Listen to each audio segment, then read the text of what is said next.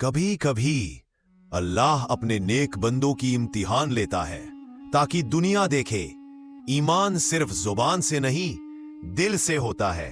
यह कहानी है इमाम अबू हनीफा रहमतुल्लाह अलैह की, जो अपने जमाने के सबसे बड़े आलिम और बेहद सच्चे इंसान थे।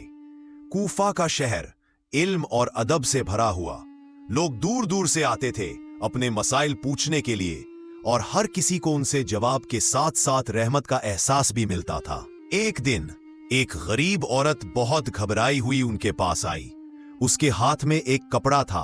वो बोली, इमाम साहब, मैं ये कपड़ा बेचना चाहती हूं, मगर मुझे इसकी सही कीमत नहीं मालूम, कृपया आप मदद करें। इमाम साहब ने कपड़ा देखा, बहुत उम्दा था।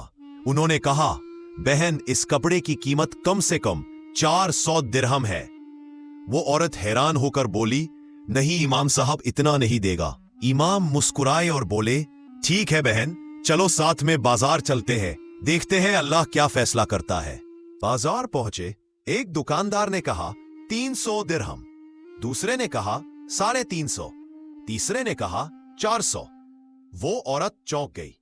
वही कीमत जो इमाम साहब ने बताई थी सच निकली।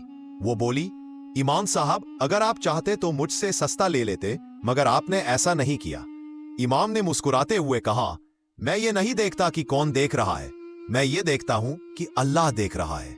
मगर कहानी यही खत्म नहीं होती।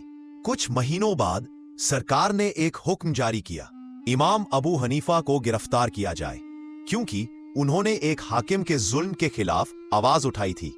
उन्हें जेल में डाल दिया गया।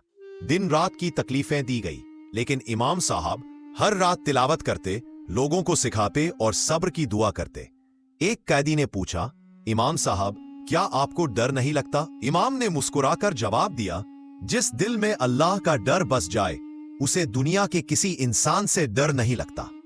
कई महीनों बाद जब हाकिम को अपनी गलती का एहसास हुआ, तो उसने इमाम साहब को इज्जत के साथ रिहा कर दिया। लोगों ने पूछा, इमाम साहब, क्या आप उन्हें माफ करेंगे? उन्होंने कहा, अगर मैं इन्हें माफ नहीं करूंगा तो कल कयामत के दिन अल्लाह मुझे कैसे माफ करेगा? और यूं एक बार फिर इमाम अबू हनीफा ने सिखा दिया कि ईमान का मतलब सिर्फ नमाज और रोजा नहीं, बल्कि सच्चाई, सब्र और माफी भी है। अल्लाह ताला हमें भी ऐसा ईमान, सब्र और सच्चाई अता करे। आमीन।